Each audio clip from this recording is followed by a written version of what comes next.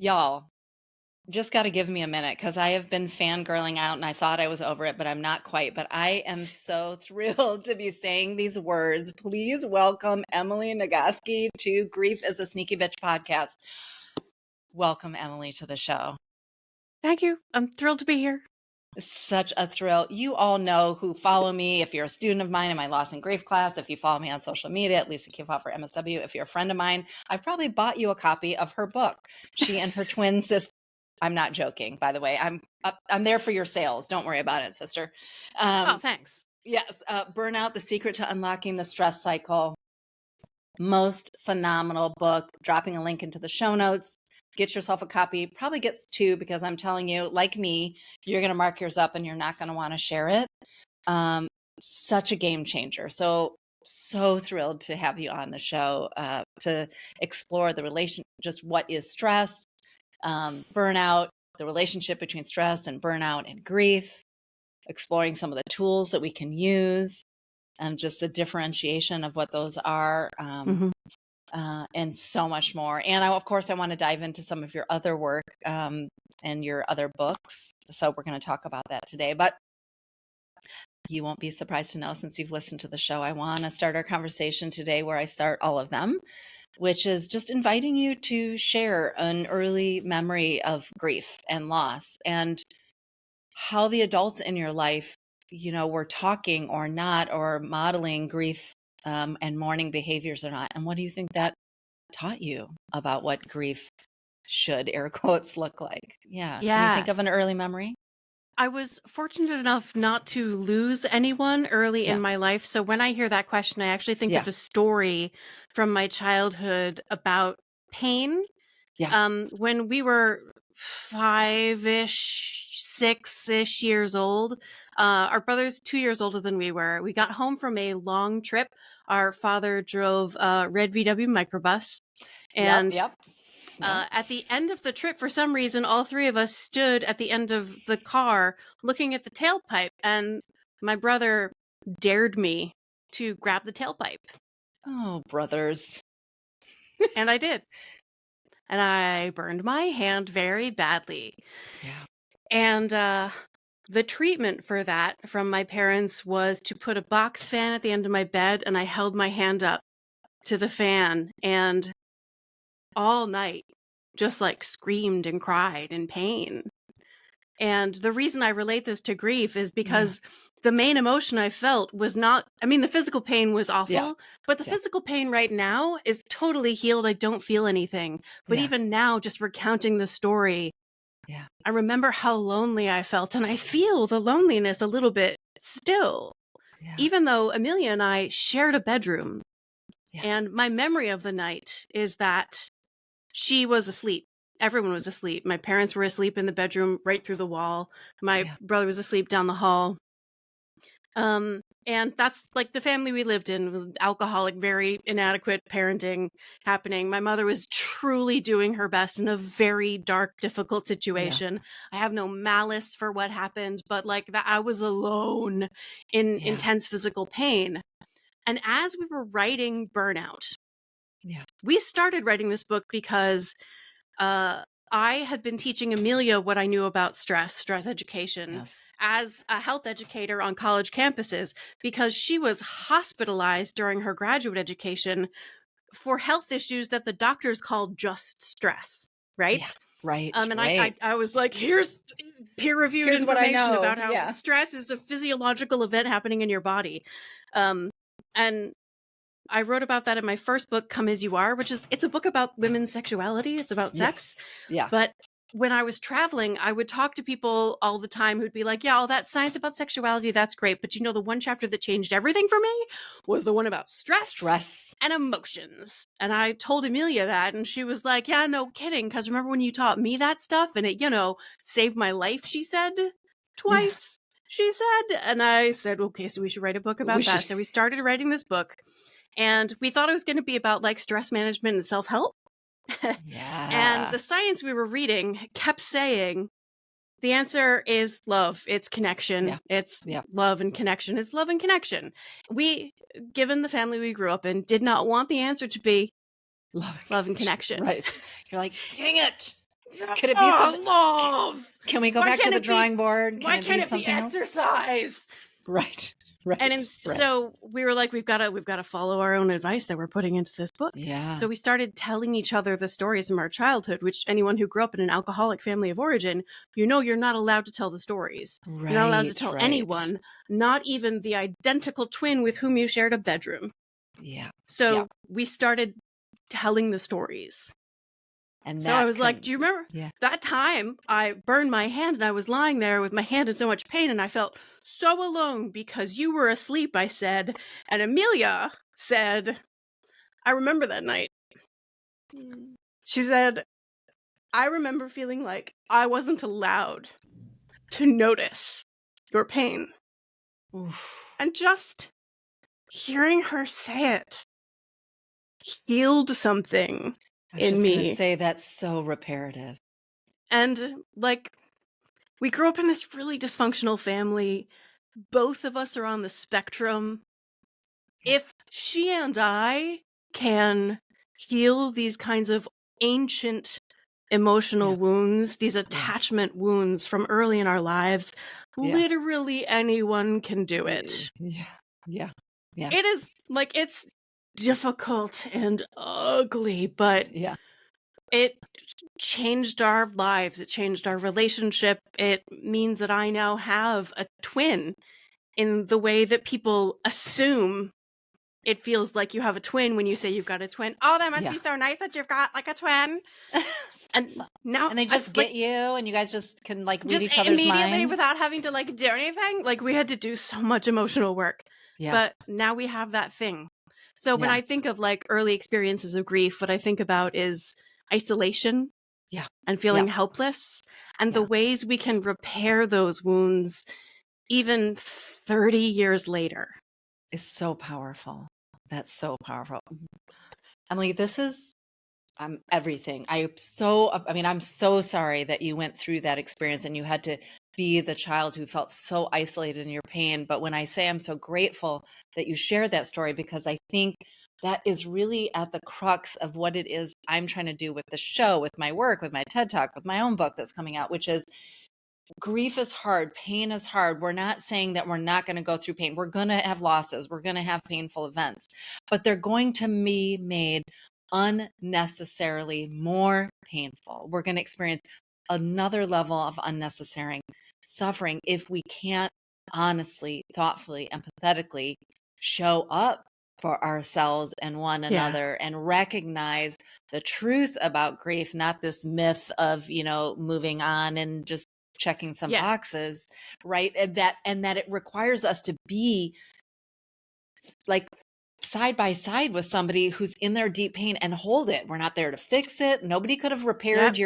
maybe they could have put some salve on it or something, but like really the pain that you were experiencing was the pain of not being seen, of feeling alone in your pain. And that's what so many grievers, when I work with individuals, when I talk with my students, that's the unnecessary suffering we experience, right? Is that lack of belonging, that lack of being seen just as we are.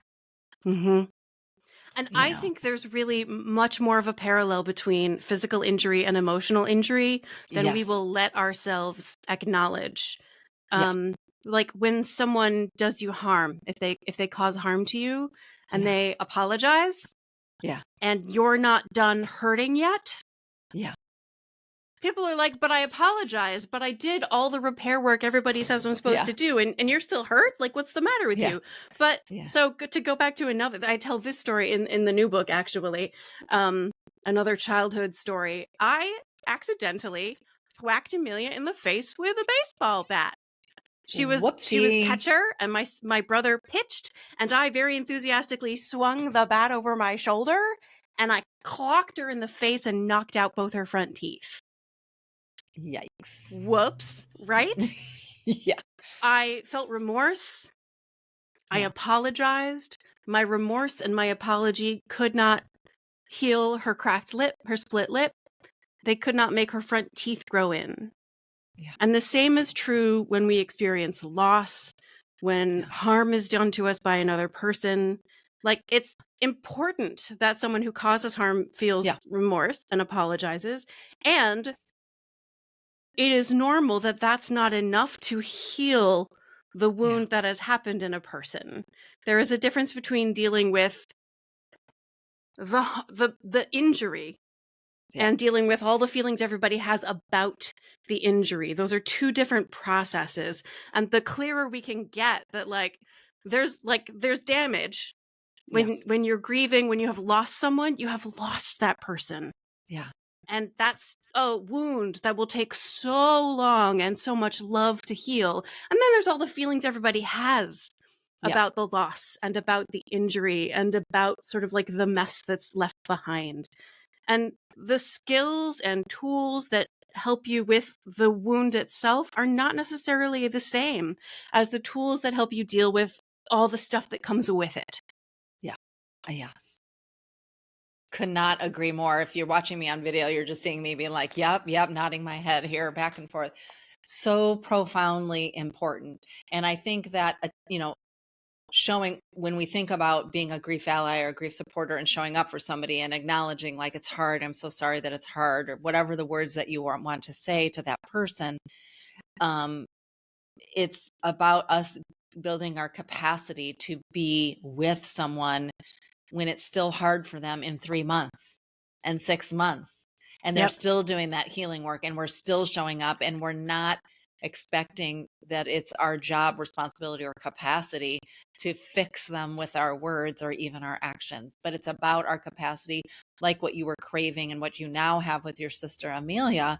It's for that bubble of love, as you refer to it in the book, but is that connection, right, of the showing up and keeping showing up. That's, to me, I think the hardest for all of us to do, because whether or not we grew up in a dysfunctional alcoholic family, we all grew up in our own I definitely grew up in my own version of a dysfunctional family, but we also we grow up in a culture here in the West that does not support.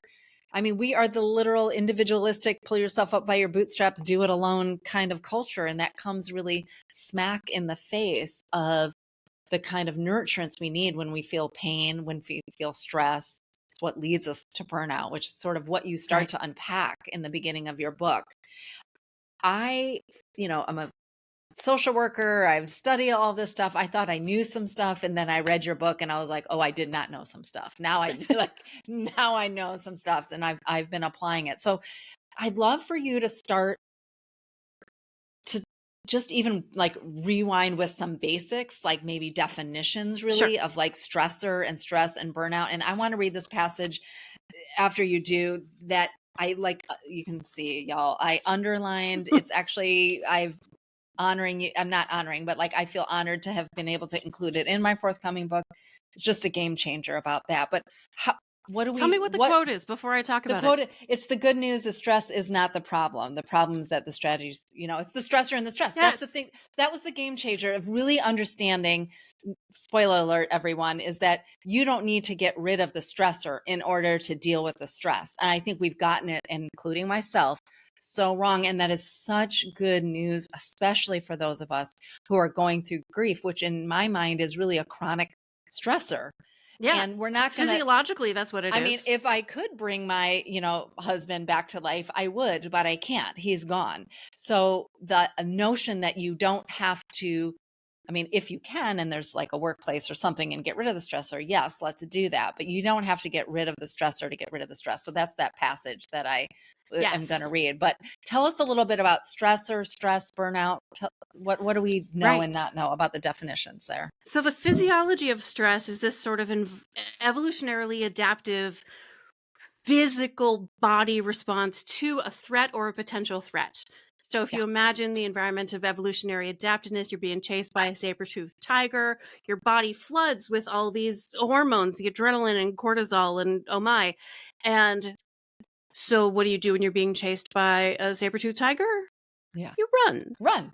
Yeah. And at that point, there's only two possible outcomes, right? Either you get eaten by the saber-toothed tiger, in which case, like, none of the rest of this matters, or you escape. And that's where things get complicated. You imagine you run, and then you see somebody in your village who like knows that you're being chased, and they wave you into their door, and you put your shoulders against the door together, and you hear the saber-toothed tiger still coming at you.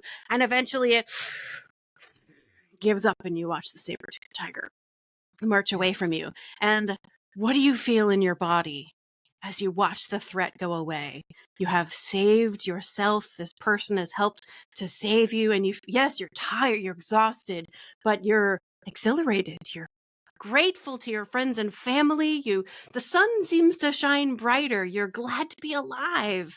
That's the complete stress response cycle. And it's easy to imagine that it is the elimination of the stressor that causes the completion of the stress response cycle. But that's actually not the situation, because these days we are basically never chased by saber-toothed tigers, right?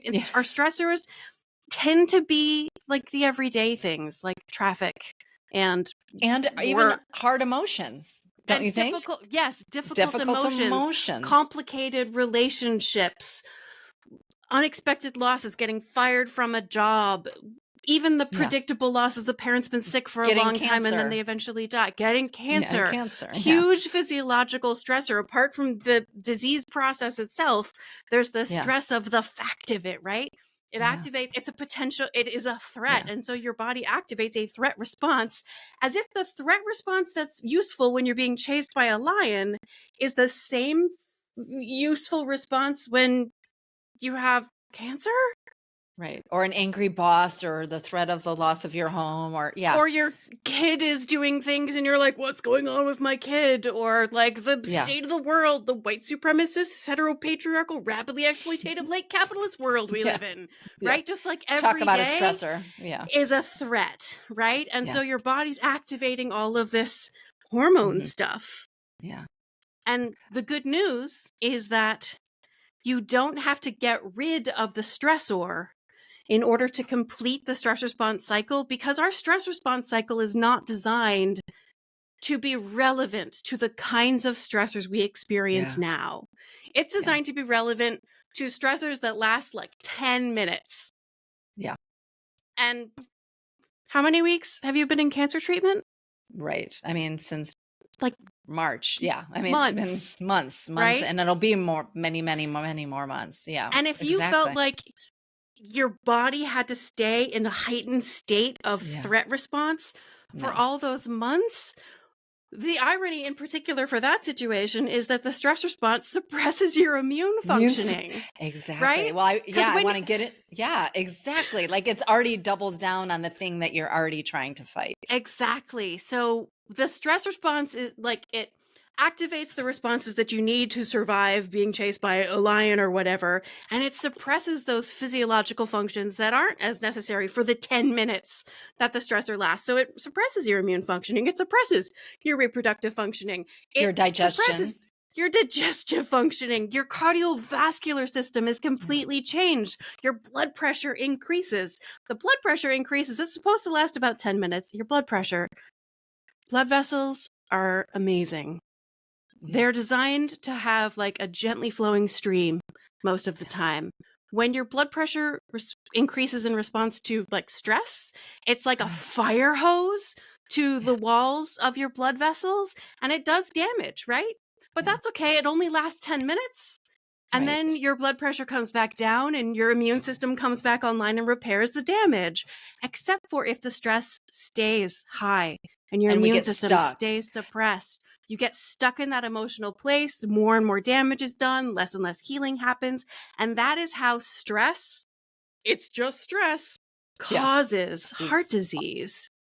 And all kinds of things. And that's really it's every organ system. Yeah. It's not just heart disease. And I think that was kind of the line. That's why I read this passage was underlined as in my book. I tell my students about it. I'd love to read it to the listeners. Is I think that notion is, I've said a lot, I think since reading your book, I sort of have just really shifted my mindset. Is like, stress is not bad. I think stress gets a bad rap. Stress serves a purpose. As you said, it keeps you from jumping out of traffic. It keeps you kind of safe in these kind of, critical moments.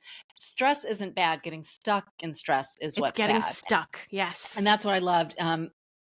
You said the good news, as you said, is stress is not the problem. The problem is that the strategies that deal with the stressors have almost no relationship to the strategies that deal with the psychological reactions our bodies have to those stressors.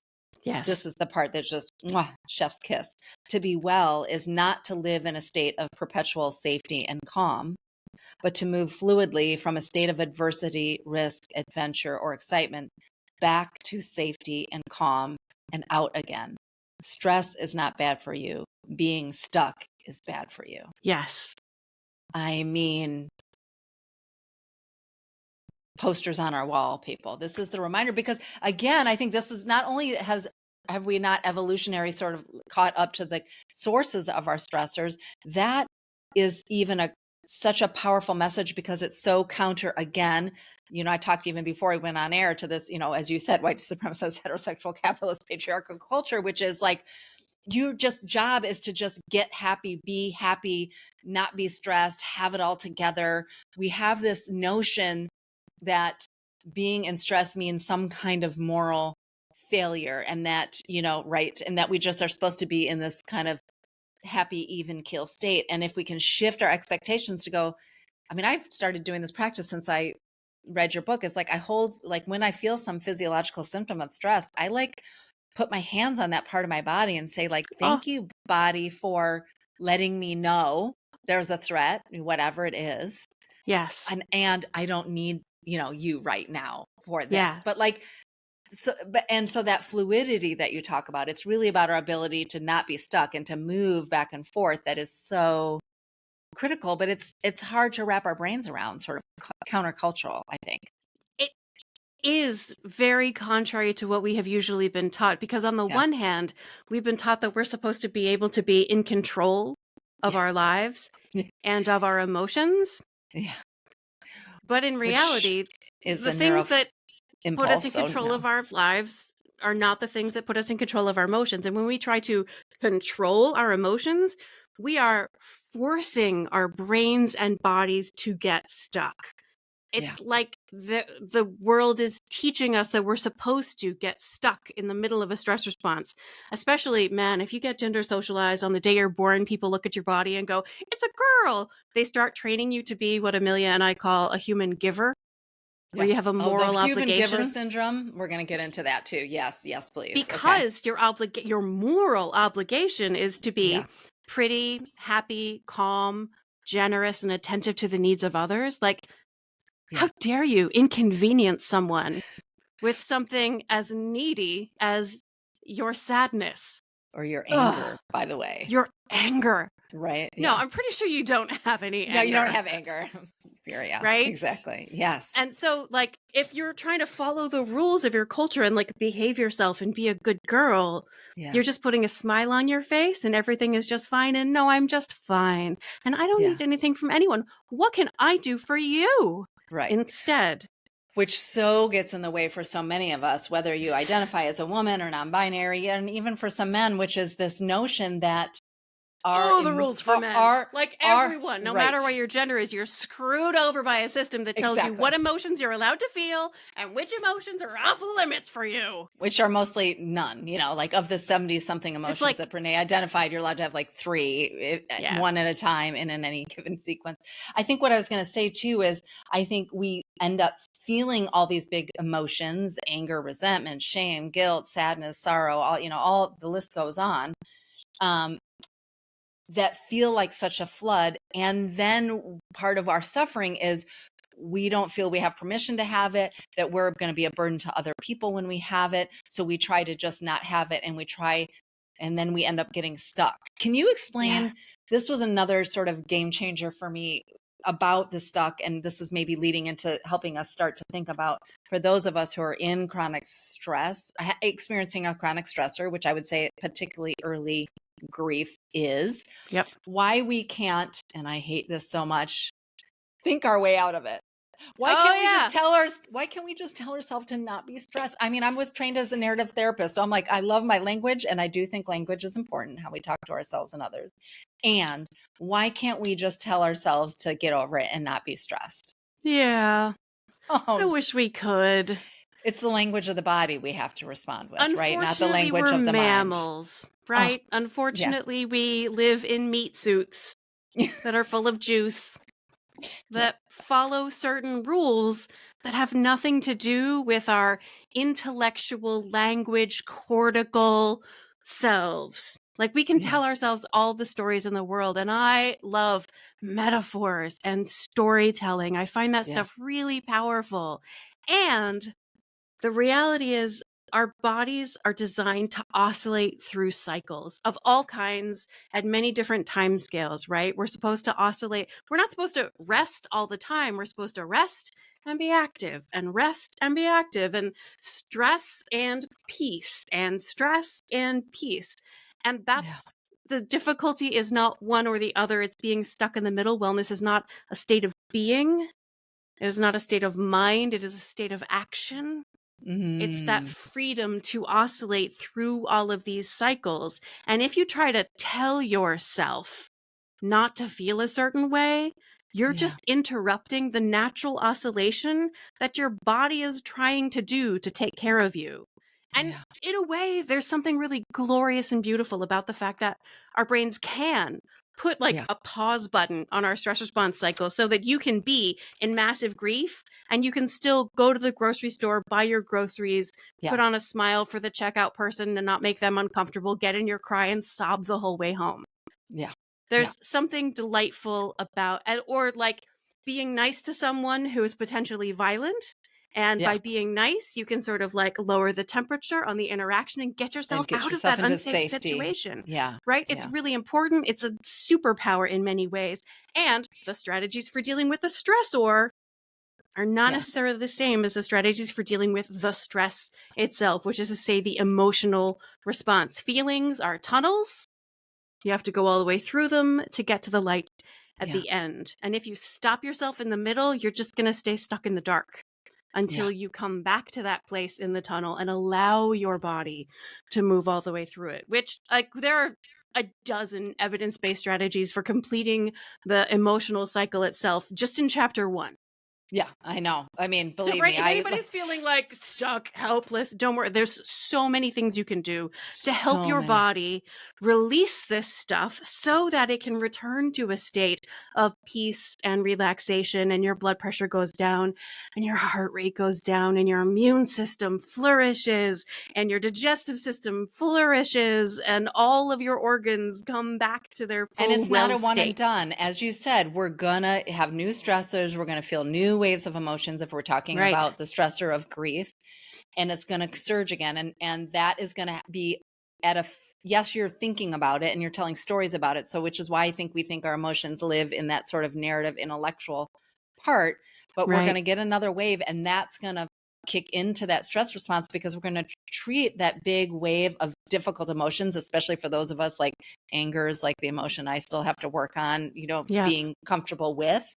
We try to stop it, but that's at the physiological level. So our heart rate has already increased. The cortisol's already up. Our digestion system's gone offline, which is why talking our way out of it isn't going to move us through that tunnel, right? We've got to embody our way through that tunnel in a way.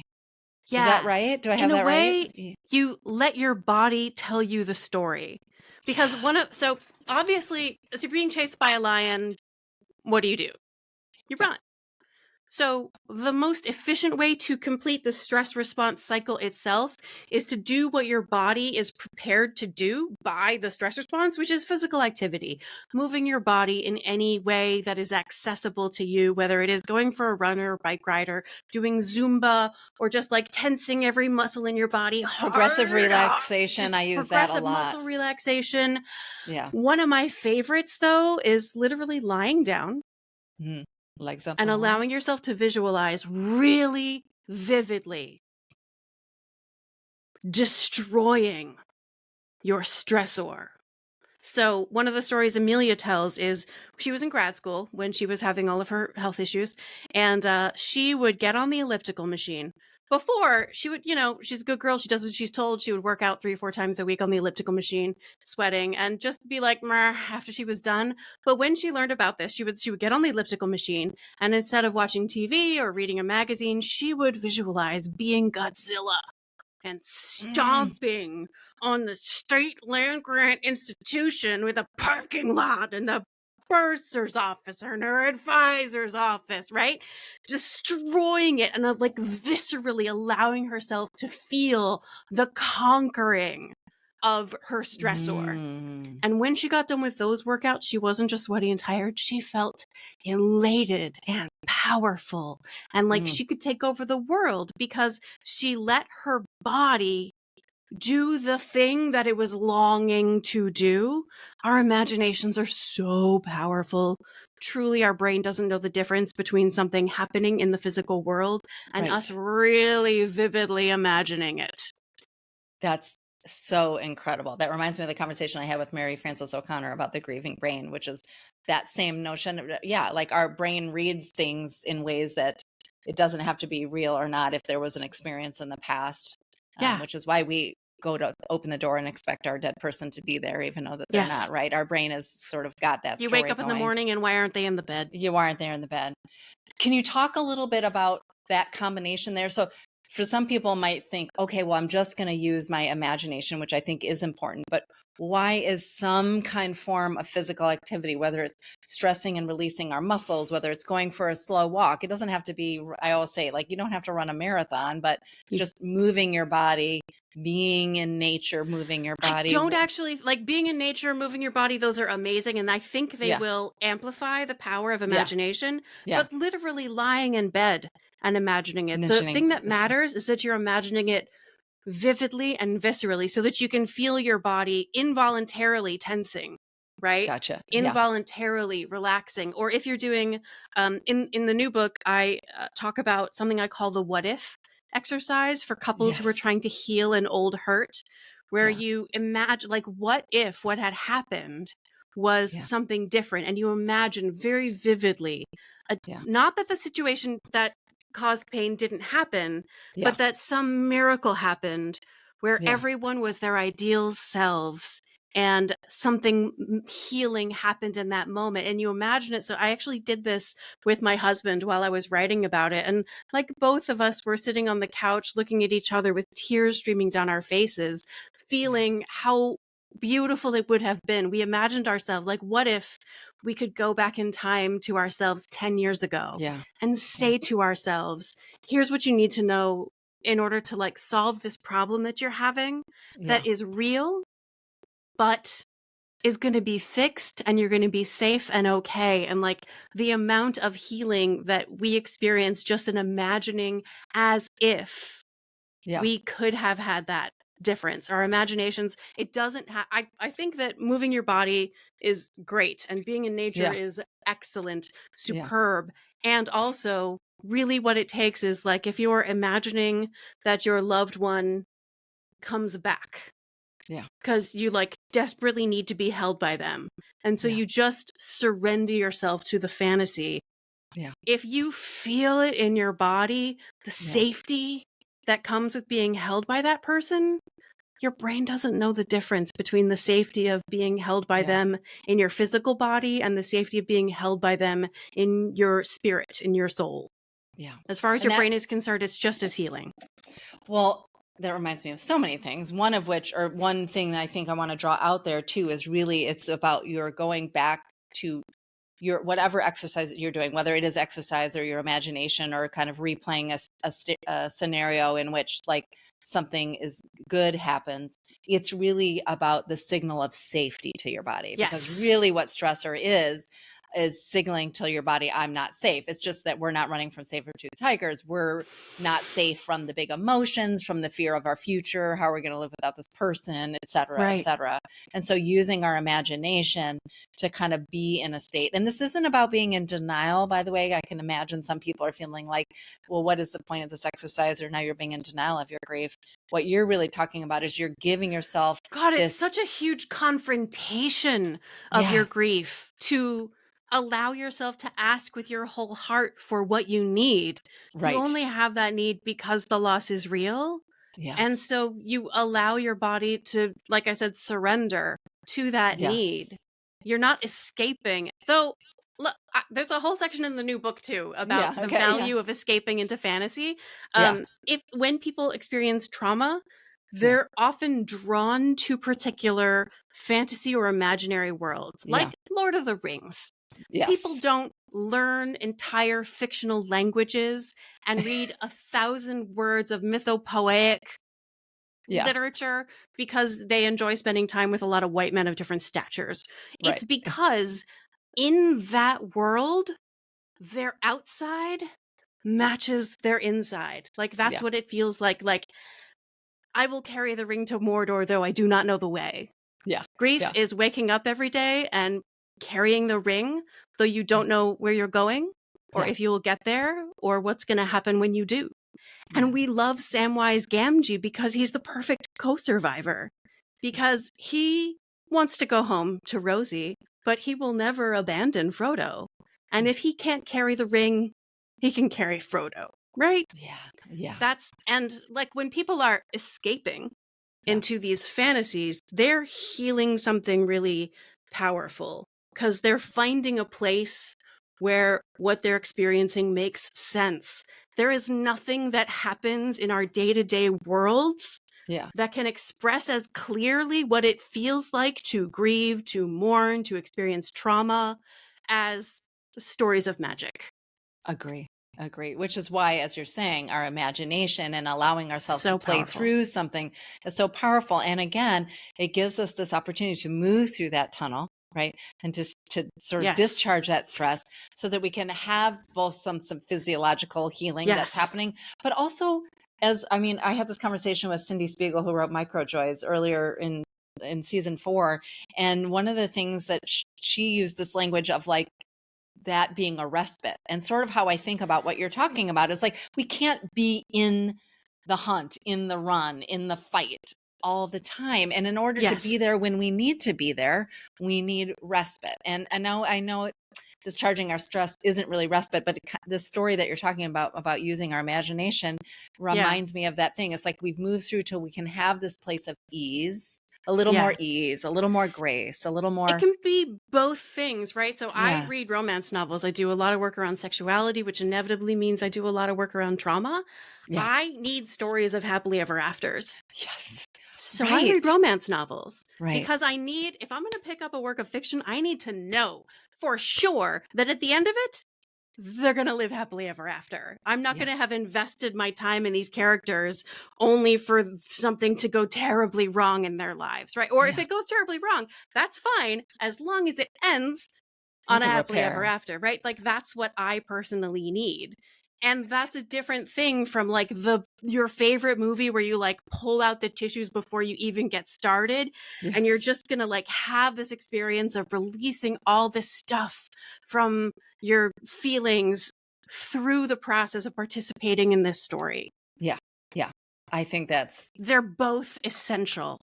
Yeah. Both and, as I often say, right? I mean, that's the nature of it. And I appreciate you, reminding us that we have this innate tool that's within us, by the way. Yeah. And I don't think either of us are saying like, don't go to trauma-informed therapy. Don't, like do all the other resourcing that you need to do. Right. And you have this therapy, tool. Create sustaining relationships, get physical activity if you can, get all the rest your body can find, eat a green vegetable. Yeah, and exactly. Yeah. Let yourself vanish into a fictional world where the world matches what it feels like to be inside. This is where I wish Amelia didn't have COVID, because she has a song called "This Is Why the Stories Are Full of Magic." All right, which is about how trauma survivors, like, the reason there's all these magic in our stories is because it's the trauma survivors who are full of magic. Because there's nothing but the metaphor of magic that can express. Okay, I'm going to tell the Moana story. Okay. Have you seen Moana? I haven't yet, but my daughter is begging me to, so I'm going to now, especially after this. You may have noticed that there's a lot of references to Moana in Burnout. Yes. It came out in 2016 while we were writing the book. I saw it 3 times in the theater as a grown-ass woman. I love this. Tears dripping into my snack. Why? Moana, for those who don't know, is called by the ocean to cross the horizon and restore the heart of Te Fiti. The heart of Te Fiti is this glowing green stone with a swirl at the center of it. And her last worst enemy is Te Kā, the lava monster. So I'm in the theater and I see Te Kā rise up out of the ocean, this like fiery monster. I see that and I'm like, me. And so when I saw this lava monster, I was like, that is my internal critic. That is exactly what she is like. And Moana, her special power is that she sees below the surface. So she notices this big scary monster. There's a swirl in the center of Te Ka's chest that matches the swirl on the heart of Te Fiti. So she does the thing Amelia and I talk about all the time. She turns with kindness and compassion toward this big, scary emotion. She says to the ocean, let her come to me. Let this big, scary monster come to me. She strides toward her, singing, I have crossed the horizon to find you. This is not who you are. You know who you truly are. They have stolen the heart from inside you, but this does not define you. And she puts the glowing green stone into the center of the swirl, and Te Ka, the lava monster, I'm spoiling the shit out of Moana, transforms into Te Fiti, spoiler alert at the beginning. Goddess of life and abundance, right? When you turn toward the most difficult part of your own internal experience with kindness and compassion, with love and tenderness, when you breathe the same air as your pain, it will transform into a life force. Yeah. Her name is Moana. It's the Maori word for ocean. She is called by the ocean. She's called by herself. Yeah. And the call isn't out there at all. It's inside me, she sings. She is turning toward herself using the power. Yeah. And I can't describe my own trauma in better terms than like, I am the lava monster. I am the ocean. I am love itself. No. And I go to therapy and I eat my vegetables and I do the evidence-based things. I sleep 7.5 hours a night because that's what my body needs. But also, I am love itself, and also I'm a lava monster. Yeah. I don't know if that's helpful to like. It is 100% helpful, and I can relate so much. My listeners have known, or if you've watched interviews about me before, in addition to these losses, I've also experienced and survived quite a bit of trauma too. And so I appreciate whether our stressors come from the difficult emotions of, losses like a death loss of a family member, or the stressors of the job loss, or it comes from trauma.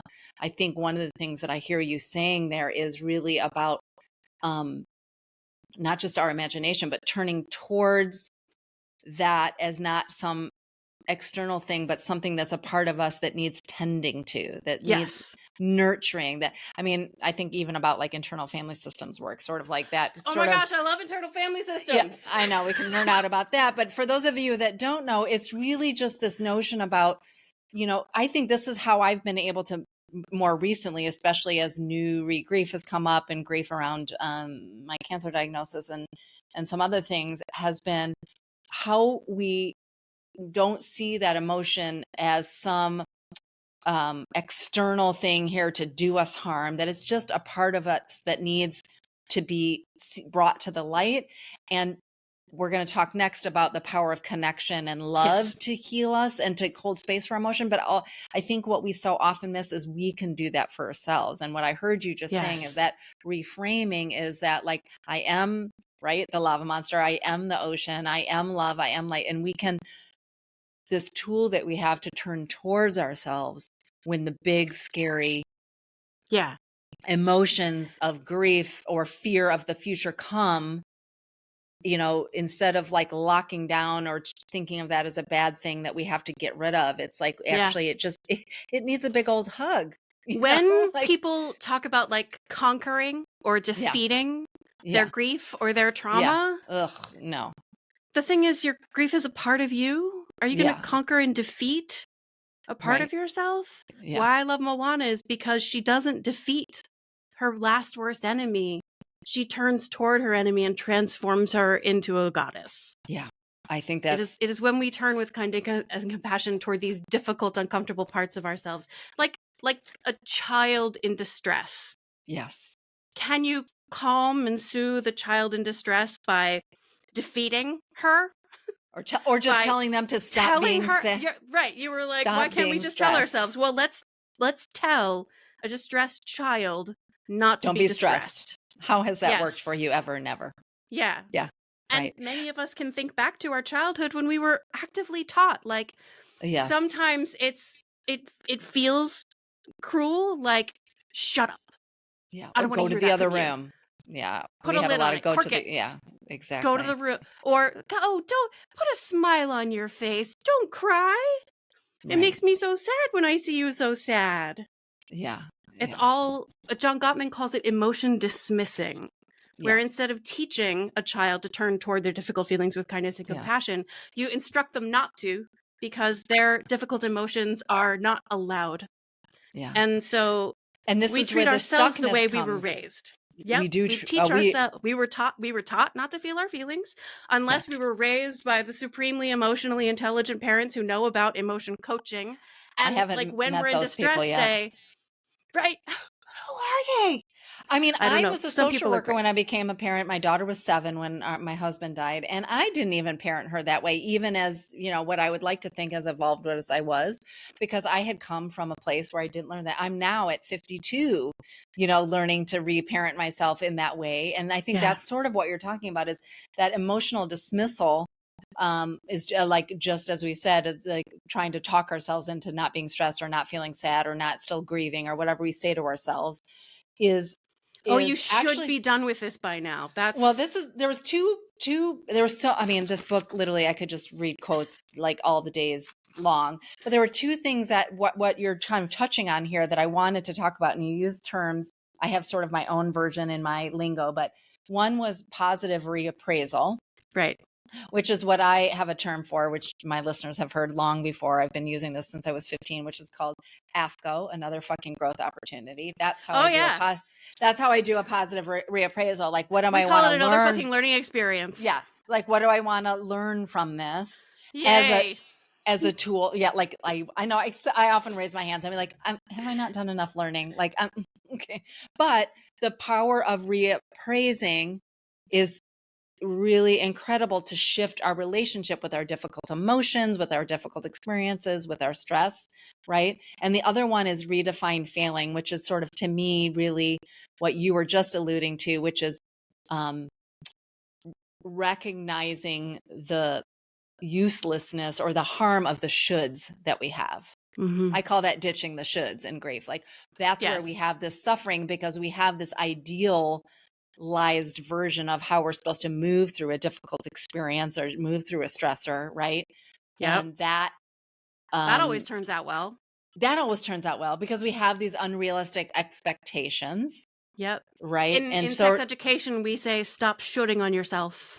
Yes. I actually said that in my TED Talk, y'all, which is out now. If you haven't heard me talk about it before, I said that don't should all over yourself for not knowing. This was kind of, my talk was around our grief illiteracy. But I do think that the ways in which we talk to ourselves, right, and how we think about if we get stuck in the loop of this is a hard thing, this is a hard thing, this is a hard thing, and we don't get to the place where we see what there is to learn, or when we say I'm feeling, because we're measuring ourselves against some idea or benchmark that is BS, we are actually, again, getting ourselves in that stuck place. Yep. And we are meant to be, as you said, just like wellness is really about this sort of fluid movement. I think our lives are really about an ever evolving transformation or metabolizing of our experiences and that growth. And we can only do that when we stop being so rigid in that stuck place. Why was positive reappraisal and redefining failing an important piece to bring into burnout? What do we need to know about those? Yeah. So chapter 1 of Burnout is all about how to deal with the physiological stress itself. Yes. And then chapter 2, we're like, we have to have some strategies for dealing with the stressors. Yes. Yes. So chapter 2 is redefine failing, redefine winning. What even is the goal? How do you know when to quit? Yeah. And this, the origin of this was actually in my experience as a grad student. I had a big poster over my desk where I was writing my dissertation. It was a demotivator poster from despair.com. It was a picture of a penguin waddling away from the camera, and it said, limitations. Until you spread your wings, you'll have no idea how far you can walk. And I found this genuinely motivating because it was like, Yeah. Maybe you can't get there the way they all said you are supposed to get there.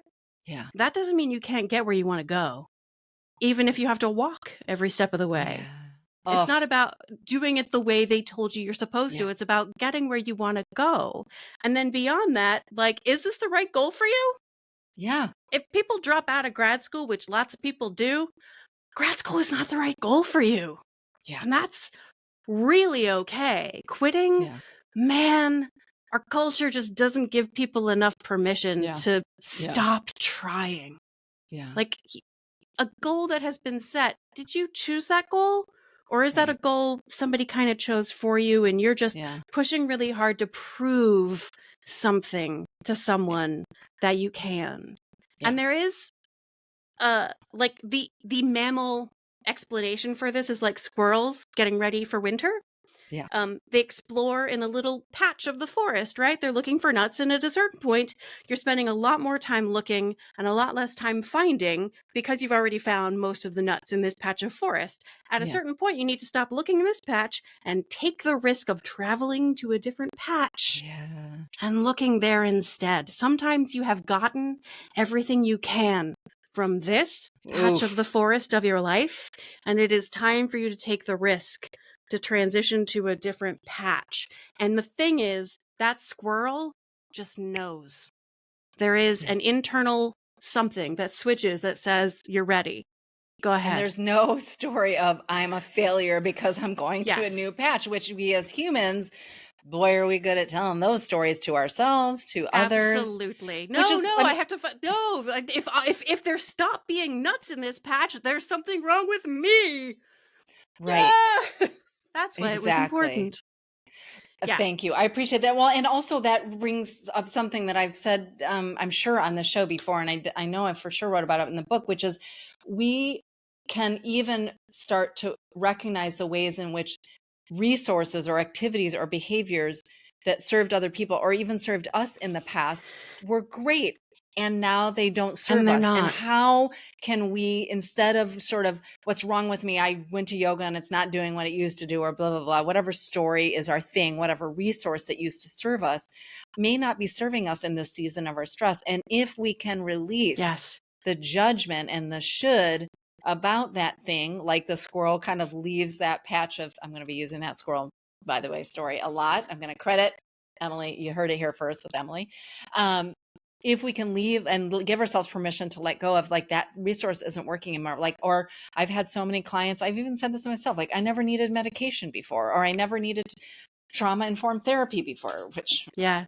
I definitely did. I just didn't know it until later in my life. Thank goodness I found it now. You know, I didn't need those things before. And I'm going to go explore this new thing. And by the way, we're going to go explore a new patch just to keep that metaphor going. And sometimes we're going to try resources or ways to soothe ourselves or ways to move forward with our grief that don't serve us. And then we're going to go, okay, note to self, that didn't really work. Yeah, that's not it. That's not it. But you know That's what? okay. I mean, we learned from that too. Like, oh, well, that's not it. Or that's Yeah. not it for me now, by the way. I also think there's like, we have this writing thing off as black and white. And it's like, I've tried therapy before. It didn't work. Okay. Yeah. Well, have you tried it in this season? Have you tried it with this person? And not just therapy, whatever A your different kind of modality therapy, is, a or different your medication. imagination, or Yes. reaching out to people. Because that's what I want to talk about as we sort of wind towards the end of this conversation. But if my dreams come true, this will not be the last conversation that we have. But I want to wind towards this piece that I think was so profound, both in Burnout, and I can imagine is carried forward, especially when you're talking about the work that you're doing around, intimate relationships and sexuality, Long-term sexual relationships. long-term sexual relationships. But, you touched on this earlier, this notion of many of us are raised with this human giver syndrome.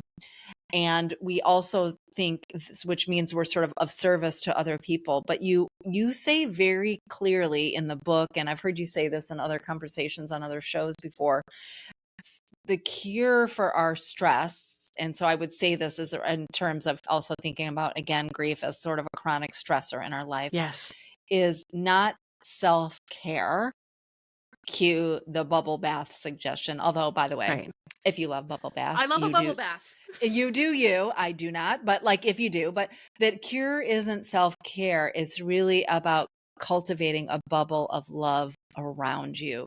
What do we Yeah. know about love scientifically, empirically, but also experientially about why that's so important Yeah. to us when we're moving through our stress?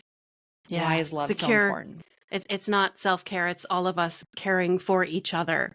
It's Yeah. turning toward the most important resource we give and receive in any relationship is the capacity to turn toward each other's difficult emotions with kindness and compassion. Sue Johnson, the therapist and researcher, calls this, it's trust. Are you there for Yeah. me? And R Yeah. is an acronym for emotionally available, emotionally responsive, and emotionally engaged. And notice trust is emotional. It is not an intellectual Yeah. decision. It's not a rational Right. cognitive choice. It's were Right. you emotionally there for me when I needed you? Yeah. As massively, Jonathan Haidt, the social psychologist, calls humans 90% chimp, 10% bee. We are essentially a hive species. We are massively social, mostly because we're born underbaked. Right? Yeah. We're born before we're actually independent You of mean another versus other body. mammals, even or other species where they can just Compared to wander other off and mammals, like, how long does it take for a baby foal, a horse, to start walking? Like, I an hour or don't, two? right, like blink and it's done. How long does Yeah. it take a human Yeah. to start walking? Yeah. Actual years, right? Yeah. Yeah. That means that our lives literally depend for a long time. For Yeah. years, our lives literally depend on our adult caregivers showing up for us, for our physical needs, our emotional needs. Human infants, this is the darkness here. Yeah. Human infants can literally die of loneliness. Yeah. You meet all their other Yep. physical needs, but they don't get held enough. They can Yep. sicken of loneliness. And we live, of course, in a loneliness epidemic now. Yes. 1 in 3 American households is an individual adult living by themselves. And it has only gotten much worse with the pandemic and we live in the world of like the Marlboro Man, of like, you know, solid independence. I don't need anything from anybody. Yeah. And like your biology is, you literally need the loving presence of another organism in order to sustain life. And thrive. Not only just to Loneliness? survive, but to Yeah. thrive, right? Loneliness is the health equivalent of smoking 15 cigarettes a day. Yeah. Like Yeah.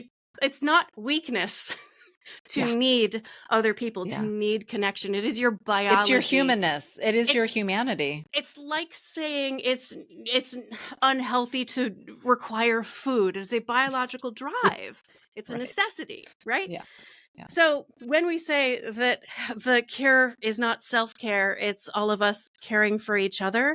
Yeah. Self-care is actually a message of threat, saying, no, you have to depend on I got yourself. You have this. to be alone. Yeah. Yeah, no, I got this. I'm fine. I don't need anything. And if I feel like I need anything, there is something wrong with me. And I'm just going to go ahead and judge myself. And that's going to increase my stress response, which is going to reduce my physiological functioning. The whole idea of self-care is like inherently reduces well-being. Whereas turning toward each other with each other's difficult feelings with kindness and compassion in a bubble of love, where the people around you care for your well-being as much as you care for theirs. Not as much as you care for your own, because obviously, especially if you were gender socialized feminine, but everybody really, we're not allowed to care for ourselves. We have full permission to care for and give to other people. So surround yourself with people who accept and welcome 100% of who you are, including the messy, hard, all those difficult feelings. Not parts of you. Oh, your sadness makes me so sad. Put a smile on your face. But like, do you need a chest to sob on? This is 100% mascara proof. Go for it. Yeah. You need to stop. Oh, it's been 7.5 years since your grief happened, but it's the anniversary and you still have 100% of the grief today that you had on the day it happened. Come at me with it. Like, I'm here for you. 100%. All of us walk around with social masks, and that's appropriate. Like, we just need to be nice to each other. And also, all of us need a time and a place in our lives, people in our lives who allow us to connect with them fully and who connect with us fully as our full authentic selves. As we are, without, as I often say, trying to fix us. And I think Right. that's the trap we all fall into, is Yes. seeing someone in pain and immediately rushing into the fix. Let me give you some tissues. Yeah. Let me Yeah, let me exactly. plug the leak.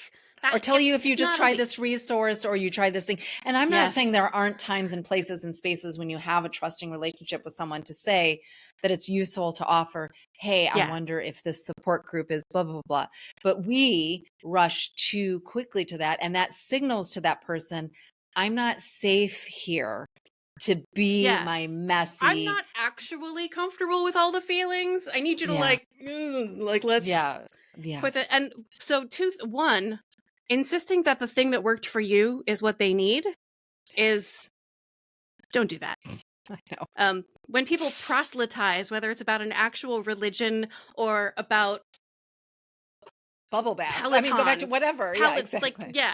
Zumba. Yeah. Like the thing that worked for you, I love that worked for you. And that does not mean it's going to work for anyone else or that it will always be the right thing for you. Proselytizing is no. Because it's not a signal of safety to the other person. It just is like, you're doing it wrong. You'd be better and you'd be done with this if you did the thing I did. Yeah. And the second thing is that, like, again, the most valuable resource, what we truly need is for someone else to be present. Remember my feelings are tunnels analogy? Yes. Yeah. Like, feelings are sometimes really big and difficult. Grief is perhaps the worst because it's inherently about isolation and aloneness. Yes. And sometimes the person you want to turn to most is the person that you lost. Person I mean, who's that was gone. definitely my experience. Yeah, for sure. Yeah. Exactly. Yeah. And so, have you seen the movie Inside Out? That's another one. Yes, I know. Yeah. Pixar. So Joy is down, like, oh, they're so good at it. Joy, the character Joy, is like in the place where memories go to be forgotten. And she has this revelation. All this time in the story, she hasn't known what sadness is for. She wants to get rid of sadness from her tween's brain. And she realizes mom and dad, the team, they came to help because of sadness. Sadness is the beacon. It is the bat signal emotion that's calling out for connection. So when you're in that difficult, dark place in the tunnel, there can be somebody just sitting next to you being like, it's really dark here. Yeah. Yeah. Yeah. Yeah, this is really dark. If you ever want to take a so we step, don't stumble you want to over. hold hands? Yeah. Whenever you are ready to take one step, we can take one step in any direction, because any direction that we step together is a step toward the light. Yeah. And if you are not a friend who can like go to the dark place and be with your person, you can be a voice from the light and be like, I see that you're down there and I want to let you know I'm here in the light. Yeah. And I will still be here for you any time you decide you are ready to come and visit. Yeah. And just because you decide to come and visit me in the light doesn't mean you have to come and stay here. Yeah. You can go back down into the darkness anytime you need to. That's that because checking grief in. is comforting sometimes too.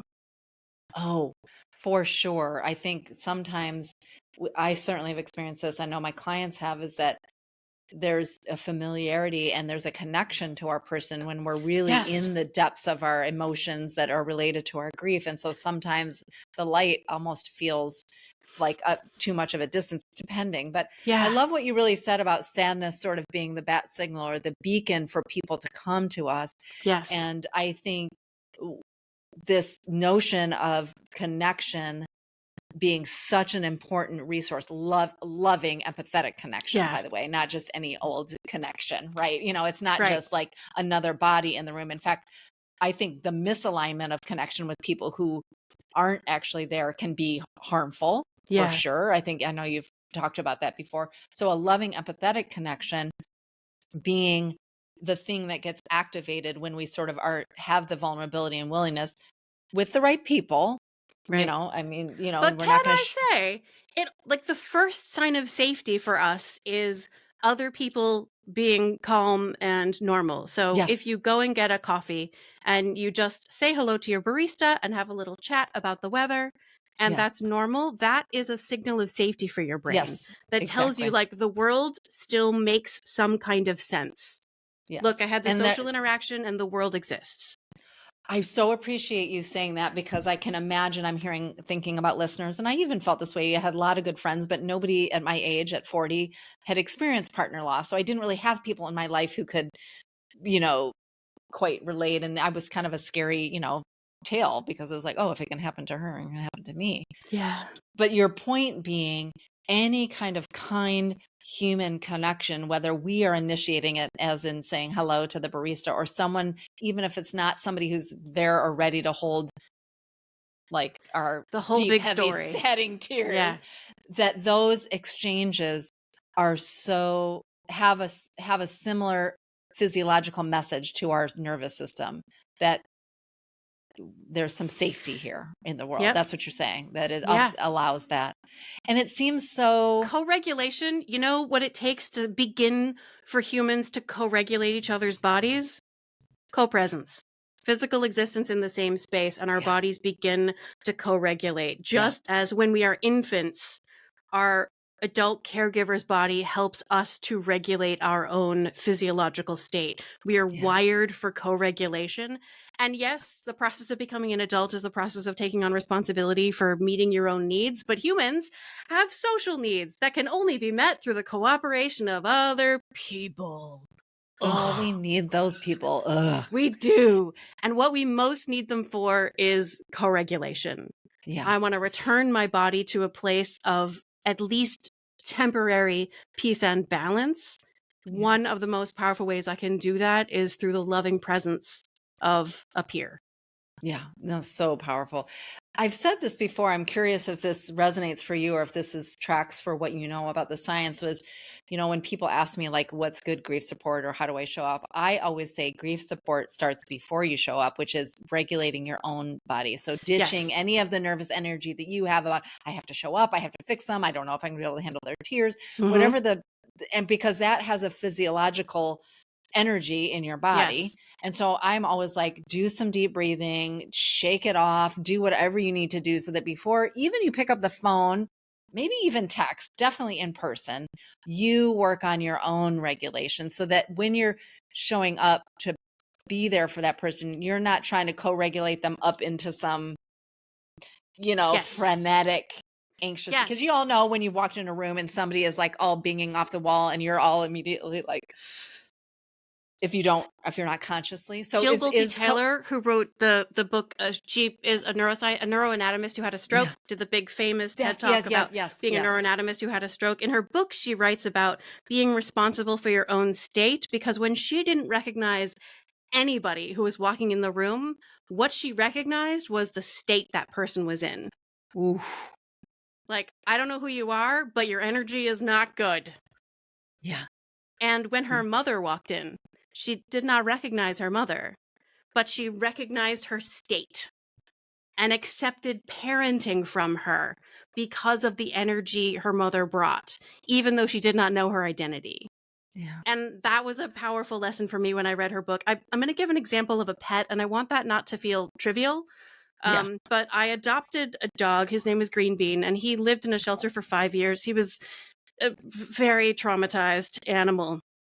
And I had a job, and I would walk 3/4 of a mile home to my dog a couple times a day. And on that walk, I felt a responsibility to transition my emotional state from the stress of my job into a calm, peaceful, joyful companion to my dog. So he knew when I came in the door, I was safe and I was well. He didn't have to worry about me. He didn't have to worry about the world. We were going to go out and go for a walk for about a mile, and he was safe with me. He could tell he was safe with me because I, personally, inside my body, was sure I was safe. Yeah. And my mental health improved because I had to recognize safety inside my own body so that I could be well enough for him. Yeah.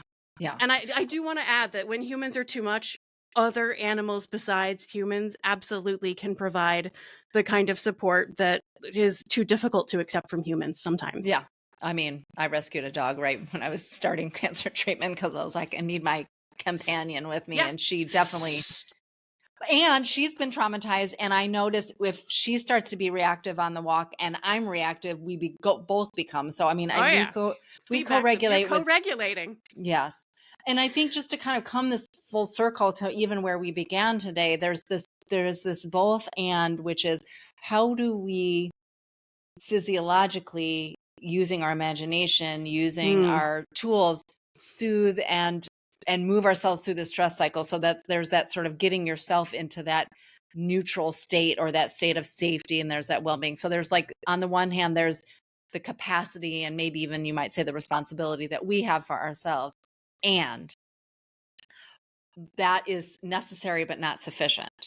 Right. We also need to have that co-regulation, to have that mirroring of love and connection, and able to continue to, move along that wellness continuum in order to move through those tunnels of difficult emotions. So it's the both and of like, we have this responsibility to develop these skills for ourselves, and we are at our best or our most optimum when we can do that also in kind of community. It doesn't have to be a massive support group. It can be one-on-one. It can be a small group of people, right? Yeah. Does that make sense? Yeah, and people vary in their needs and they change over their lifespan from season to season, whether they want benefit most from like individual interaction to like big group interaction, depending on what is right for them in that moment. One of the things, I'm not sure if we actually say it in the book, but when you feel like you need more discipline, when you feel like you just need to work harder, what you need is more help from others. You said grit. You said something about like you don't need grit. When you feel like you need more grit, what you need more love. Is more kindness. Yeah. Absolutely. You do not need to punish yourself. You do not need to beat yourself up or tell yourself to do better. You need support and love and kindness and compassion, both from yourself. And I'm a giant Kristen Neff fan, and self-compassion is enormous and important. And as a trauma survivor, self-compassion didn't work for me at first, because self-compassion, when you're traumatized, might actually be a threat. And so you start with compassion for others before you can come close to being compassionate towards yourself. So we're twinning, even though we say like human givers, human beings shouldn't have a moral obligation to sacrifice themselves on the altar of other people's comfort and convenience, caring for others is actually one of the ways that we gain a sense of well-being and wellness. It is only when we give in the context of people taking with zero sense that they have any kind of responsibility to like care for us also. It's people who like take and you the feeling of being in connection with someone who is a fellow giver and is going to give in exchange, not because they feel like they owe you something, but because they freaking love you and they're going to show up for you, versus those connections where somebody like accepts your help and they keep accepting help and they take and they take and they take and they just seem never to show up for you. The feeling of those different relationships. We've all had those people in our lives. Yeah, that's a very transactional. Yes. Yeah. The more we withdraw our resources from those kind of relationships and invest more of our care into the people who care for us, the better off we will be, because caring for people who care for you is nourishing for you. Yes. That reminds me of this thing that I often share, which I think is hard for people to hear. And honestly, it's been hard for me to hear because I am a recovering human giver syndrome and trauma survivor. Same, all the things. I know we're going to talk offline. We have some few things in common. But what you just said, I think, is so important for all of us to hear, because so much of what keeps us, I mean, I'll speak for myself, but having had so many clients over the years and had listeners contact me, so much of what keeps us from opening ourselves up and for asking for help, for seeing the sign of grit as actually a sign to reach for love, support, is that we have a story that we are a burden. Yes. And we've probably learned that from various relationships in our lives, including our parental relationships, right? Yeah. It's usually like someone told us so. We believe them. Yes. And we believe them.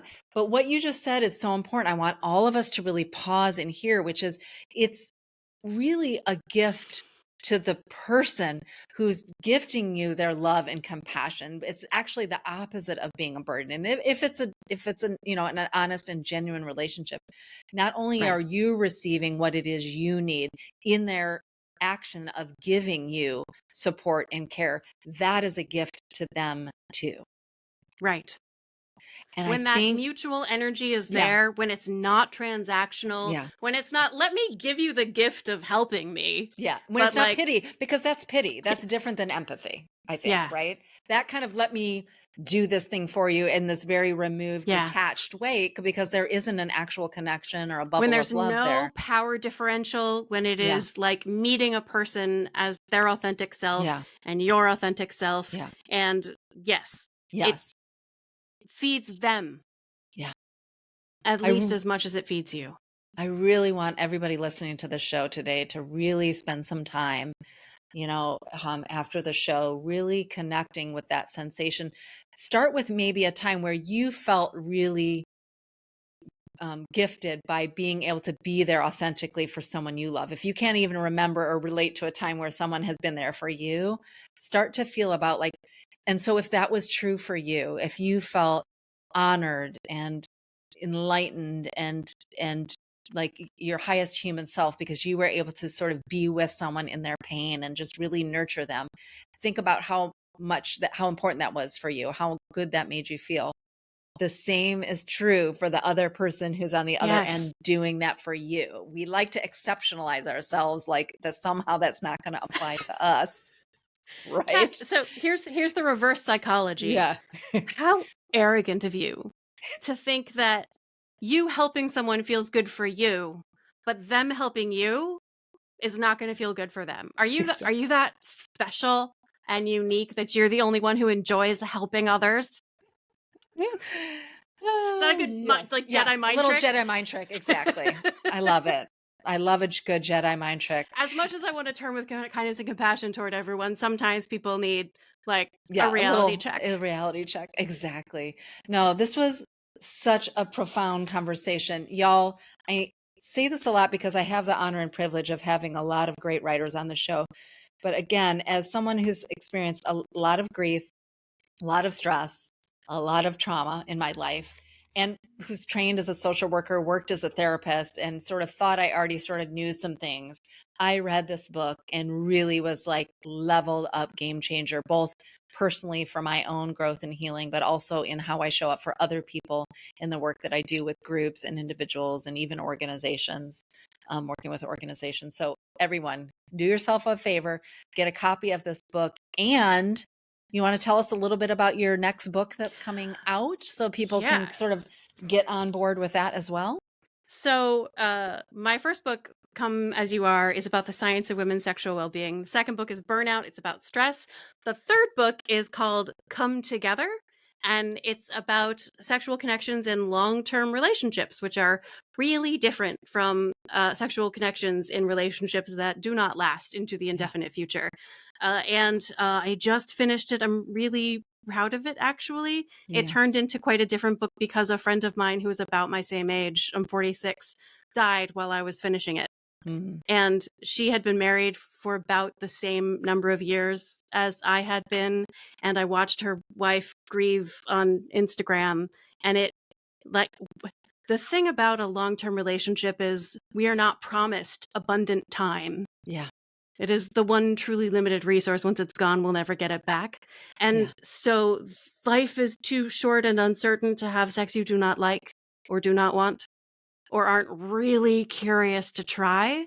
And so I just packed the book full of tools for how do you make the most of what you've got right now, however much it matches what you wish were true, and however much it does not match what you wish were true right now. Yeah.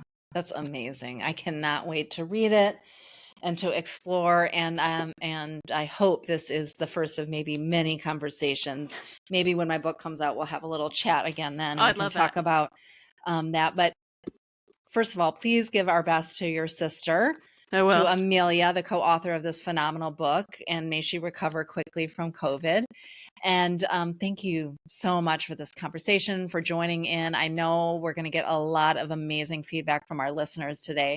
So listeners, head over to your Nagoski, I think on Instagram. Is that right? Yep.